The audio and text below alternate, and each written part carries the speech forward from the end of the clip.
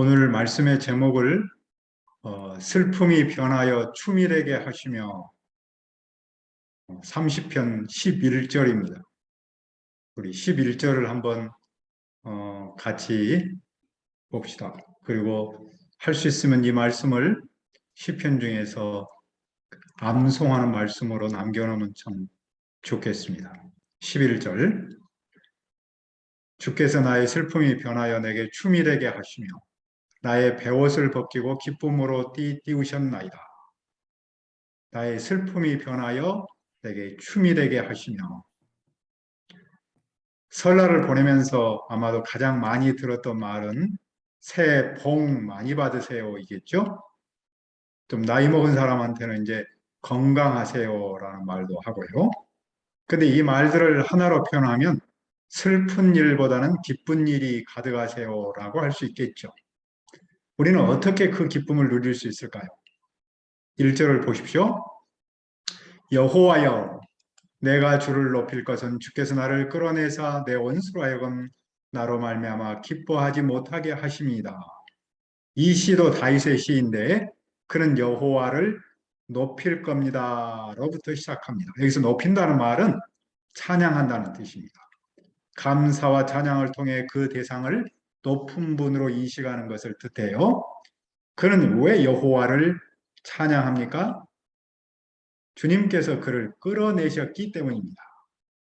주님은 마치 두레박으로 물을 끌어올리듯이 웅덩이에서 시인을 끌어올렸습니다.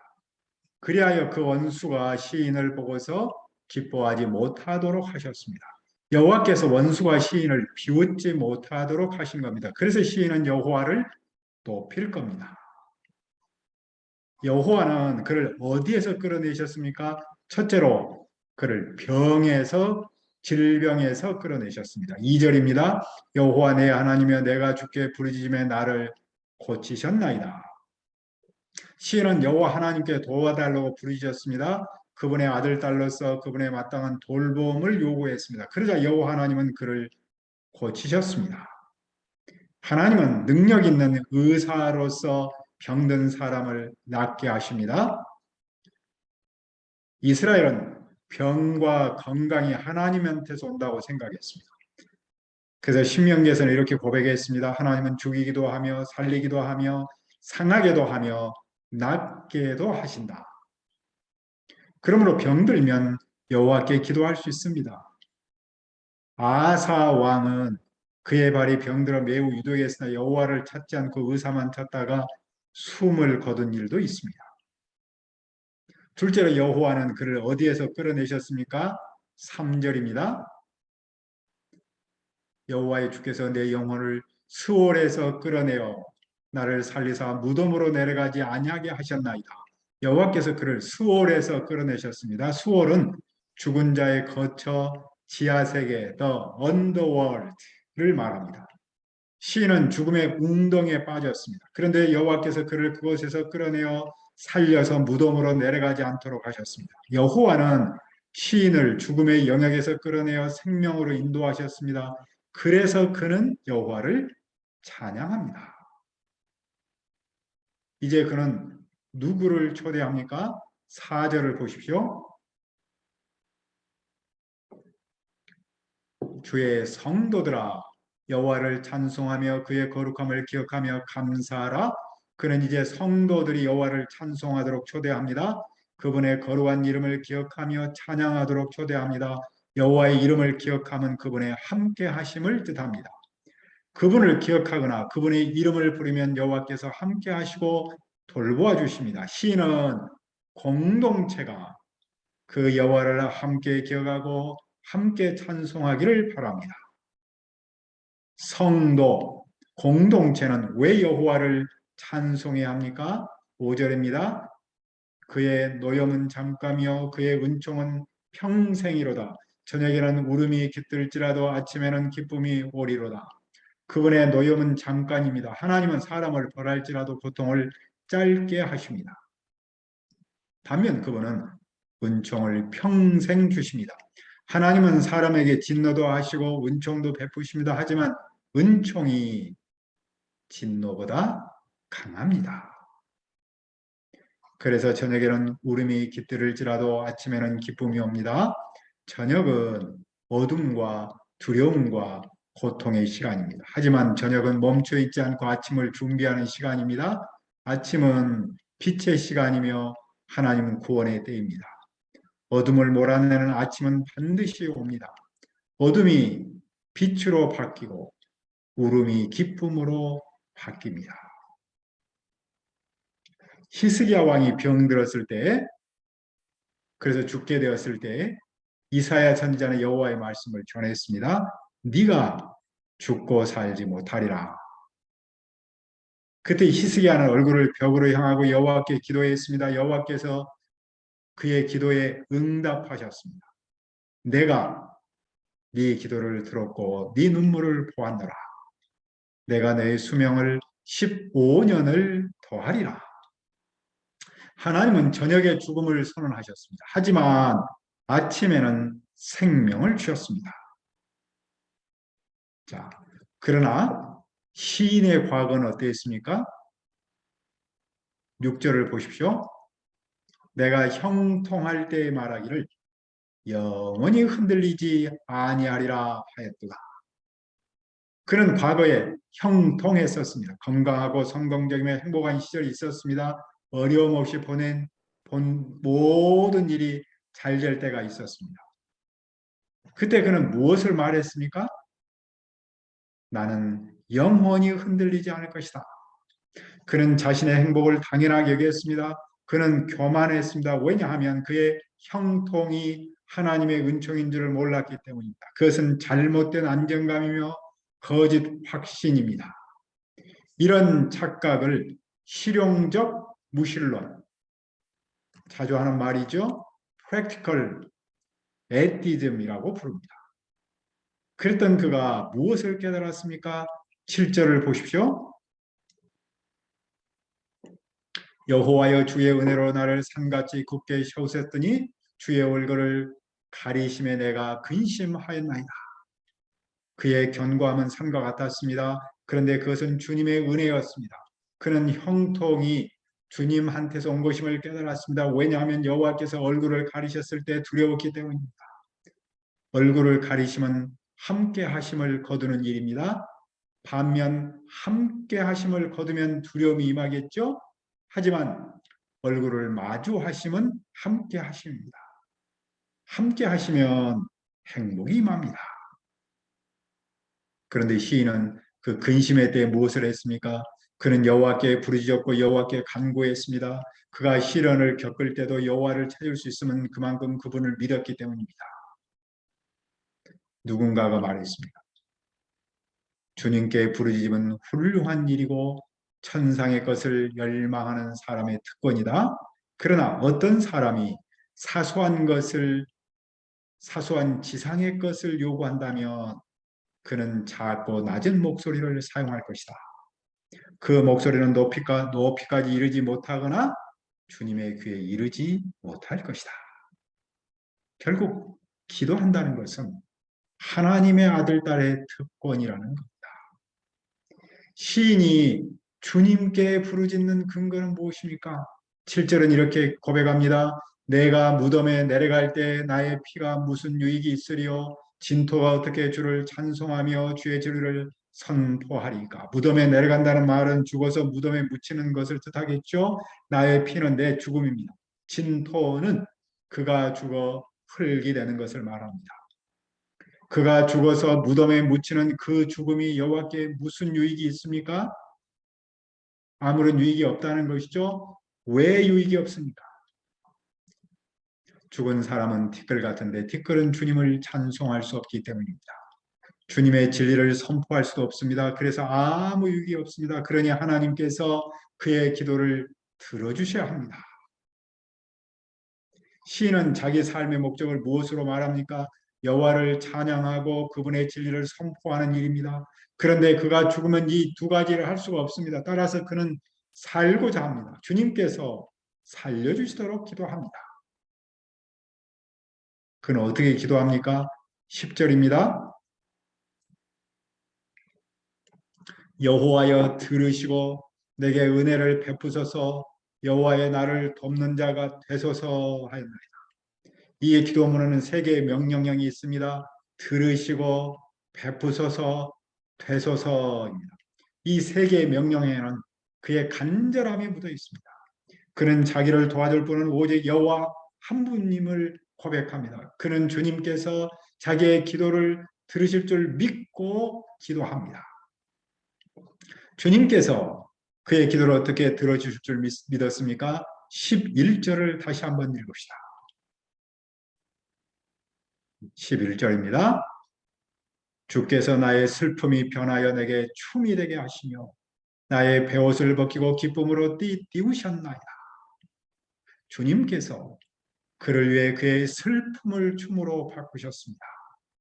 춤은 축제에서 추는 큰 기쁨의 표현입니다. 그것은 완전한 회복을 뜻합니다. 춤은 단순한 즐거움의 표현이 아니라 병에서 완전히 회복했음을 원수에게 드러내는 것이었습니다. 그 모습을 어떻게 표현합니까? 베옷을 벗기고 기쁨으로 띠를 띄우셨다. 주님께서 그의 베옷을 벗기고 잔치옷으로 갈아입히셨습니다. 베옷은 가족이 죽었거나 재앙을 당해 깊은 슬픔을 표현하려고 입는 옷입니다. 띠를 띄웠다라는 말은 잔치 때 입는 옷을 입었다는 뜻입니다. 주님께서 그의 베옷을 벗기고 잔치옷으로 입히셨습니다. 옷의 변화는 또 무엇을 말합니까? 신분의 변화, 존재의 변화를 말하죠. 그는 슬픔의 사람에게서 벗어나 기쁨의 사람이 되었습니다.